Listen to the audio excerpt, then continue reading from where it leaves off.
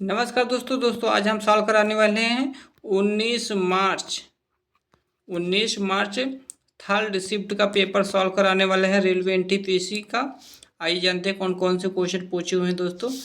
पहला क्वेश्चन पूछा था, किस संविधान संशोधन अधिनियम के द्वारा उड़िया भाषा का नाम बदलकर उड़िया कर दिया गया है। राइट आंसर हो जाएगा सी 91 संशोधन 2011 के द्वारा। राइट आंसर बी सही होगा। अगला प्रश्न है,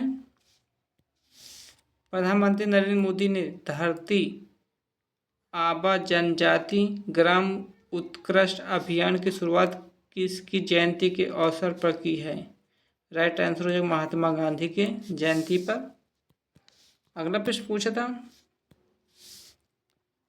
सम्राट अशोक के शिलालेखों में प्रयुक्त देव नाम प्रिय और प्रियदर्शी उपाधियां को सबसे पहले किसने पहचाना था।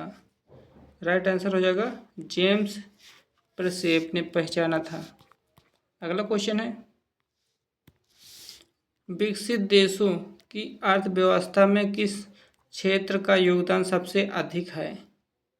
राइट आंसर हो जाएगा तृतीयक क्षेत्र। राइट आंसर हो जाएगा सी। अगला प्रश्न है, विकसित देशों की अर्थव्यवस्था में किस क्षेत्र का योगदान सबसे अधिक है। तृतीय क्षेत्र हो जाएगा दोस्तों। चलते हैं अगले क्वेश्चन की तरफ। अगला क्वेश्चन पूछा था, सतत विकास रिपोर्ट के अनुसार वैश्विक एसडीजी सूचकांक में भारत की नई रैंकिंग कितनी है। राइट आंसर हो जाएगा 99 रैंक थी। राइट आंसर सी सही होगा। अगला क्वेश्चन है, निम्नलिखित में से कौन सा एक घन वाद्य का उदाहरण है। राइट आंसर हो जाएगा घटम। अगला प्रश्न है, पुर्तगाली गवर्नर फ्रांसिस्को डी अल्मेडा द्वारा शुरू की गई ब्लू वाटर पॉलिसी का उद्देश्य क्या था। राइट आंसर हो जाएगा हिंद महासागर पर पूर्ण नियंत्रण। राइट आंसर बी सही होगा। अगला प्रश्न है, पूछा था, वसा और तेल युक्त भोजन के खराब होने की प्रक्रिया को क्या कहा जाता है। राइट आंसर हो जाएगा विकृत गंधिका कहा जाता है। अगला प्रश्न पूछा था, साधारण सूक्ष्मदर्शी में किस लेंस का उपयोग किया जाता है। राइट आंसर हो जाएगा उभय उत्तल लेंस का प्रयोग किया जाता है। अगला प्रश्न पूछा था, कंप्यूटर के सीपीयू में कंट्रोल यूनिट का मुख्य कार्य क्या होता है। राइट आंसर हो जाएगा निर्देशों को डिकोड करना और सिस्टम को नियंत्रण करना। अगला प्रश्न पूछा था, भारतीय संविधान का कौन सा अनुच्छेद ग्राम पंचायतों के संगठन का उल्लेख करता है। अनुच्छेद हो जाएगा 40।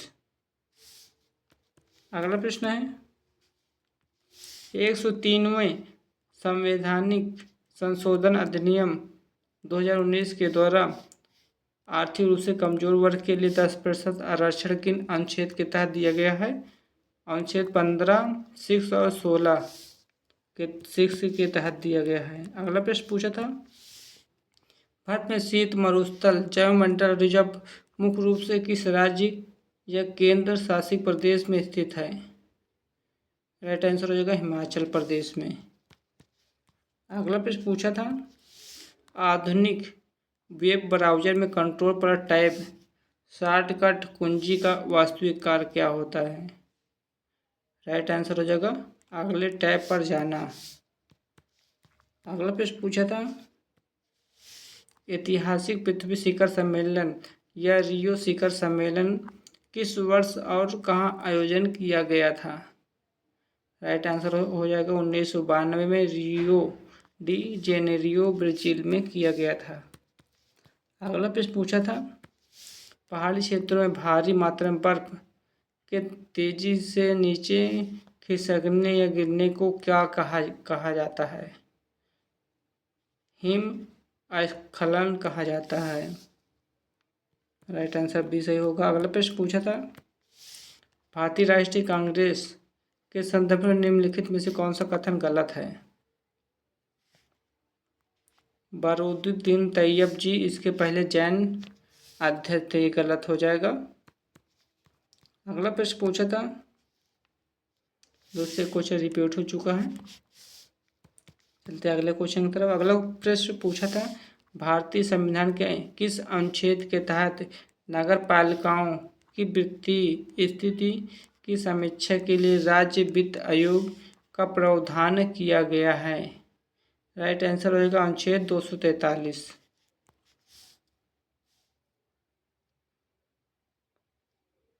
अगले प्रश्न की तरफ चलते हैं। अगला प्रश्न पूछा था, चाणक्य द्वारा रचित अर्थशास्त्र के अनुसार मौर्य साम्राज्य के प्रशासन का मुख्य ढांचा कैसा था? नौकरशाही पदानुक्रम के साथ केंद्रीकृत प्रशासन। अगला प्रश्न है, अक्टूबर 2025 में हनोई में आयोजित समारोह के दौरान कितने देशों ने यूएन साइबर अपराध कन्वेंशन पर हस्ताक्षर किए? राइट आंसर हो जाएगा 72।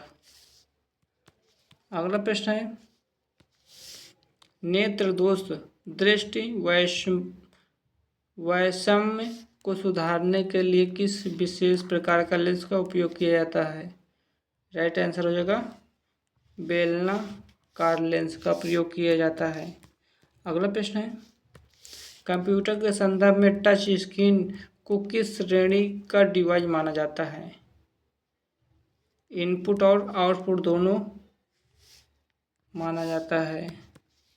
अगला प्रश्न है, भारत के संविधान के किस अनुच्छेद के तहत अवशिष्ट शक्तियों का केंद्र के पास होना सुनिश्चित किया गया है? राइट आंसर हो जाएगा आर्टिकल 248।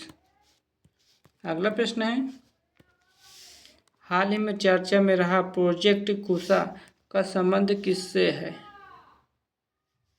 स्वदेशी आयु रक्षा प्रणाली से है। राइट आंसर हो जाएगा। अगला प्रश्न है, निम्नलिखित में से कौन सी नदी प्रायद्वीपीय भारत की तीसरी सबसे लंबी नदी है? राइट आंसर हो जाएगा नर्मदा नदी जो है प्रायद्वीपीय भारत की तीसरी सबसे लंबी नदी नर्मदा नदी है। पहली नदी है गंगा।